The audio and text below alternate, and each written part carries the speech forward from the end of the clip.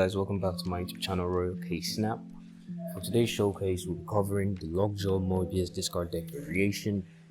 We previously just covered the Morbius Discard deck not so long ago. So for this showcase, we won't be talking about the breakdowns which we covered in the previous showcase because it's definitely not necessary, right? So now we have a few cards which have been included in the deck, which are Culling Wing.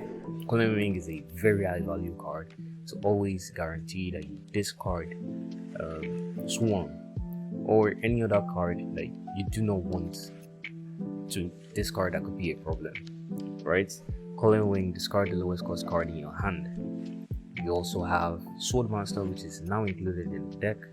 I have a few reasons why I didn't include Swordmaster in the deck before. Now don't get it wrong, Swordmaster is a very high value card. It's a 3/6, right? The only other card with that much power that has a 3 cost is Maximus, with a 3/7.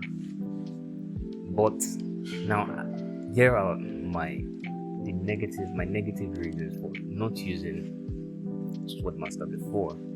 Swordmaster, even though he's high value, right, it feels like he's also low value in a discard deck because, right, let's forget it's a 3/6. Now let's look at it in this way. At least from the number of times I've played the deck, Swordmaster has a high rate of being discarded while in your hand.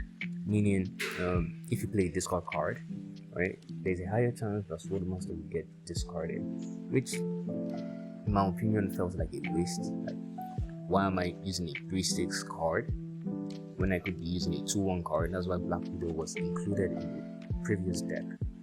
Now, moving on from that, we also have Lockjaw in the deck. Lockjaw is a key card and the key card for making this deck work as perfect as it can, right? Now, let me briefly explain the Lockjaw Morbius play and a few other plays with Lockjaw. Lockjaw Morbius play goes like this: skip turn 1, turn 2 Morbius, and 3 Lockjaw. Now, this is where it gets fun. Normally, Morbius gets 2 power for each card discarded in the game. Now with Lockjaw, you're able to get 4 power for Morbius because you drop a card, it discards. You drop a card in Lockjaw locations, right? Now Lockjaw is a card which says whenever you play a card, you swap it with a card in your deck. Now you drop a Sif or a Culling Wing, discards something, discards Apocalypse or Swarm, that gives Morbius plus 2 power. Now swaps again with, let's say, a Moon Knight that was in your deck, gives another plus 2 power to Morbius. So that's 4 power for each card played on Lockjaw's location. Now you have 2 empty slots, that's 4 times 2, that's 8 power going to Morbius. You have 3 empty slots, that's 4 times 3, that's 12 power going to Morbius, which is very, very important, and that's a way to actually perfectly utilize Morbius's ability. Now, you also have a few other Lockjaw plays, which is Lockjaw plus Swarm. It's as simple as ABC. I don't need to explain. You have Lockjaw plus Sif, and you have Lockjaw plus Moon Knight, and you also have Lockjaw plus Gambit. Now, all these secondary plays are plays that you need to know exactly what you have in your deck, the number of cards in your deck, and what could be the possible outcomes. It's a very fun play, and I hope you like it. I'll showcase a few of these secondary plays as well. Now, thanks for listening to the breakdown, and let's get straight into the showcase.